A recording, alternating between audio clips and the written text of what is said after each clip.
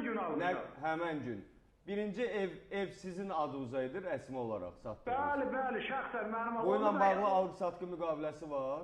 Var, bəli, var. Hamısını arxivdən çıxartdırmışam hamısını. Bəs ikinci ev kimin mülkiyyətindədir? Kimin adına alınır? Mənim adımadır. Başa düşdüm.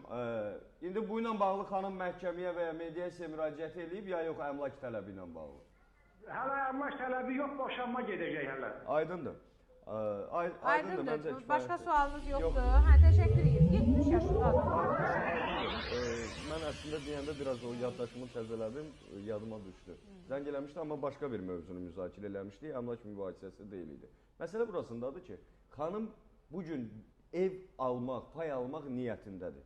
Bu onun ən azından mənəvi haqqıdır. Ki, istəyir ki, boşanandan sonra da balaları ilə belə deyək də bir isti evdə yaşasın. Buna görə xanımı dələdüz adlandırmaq doğrudur.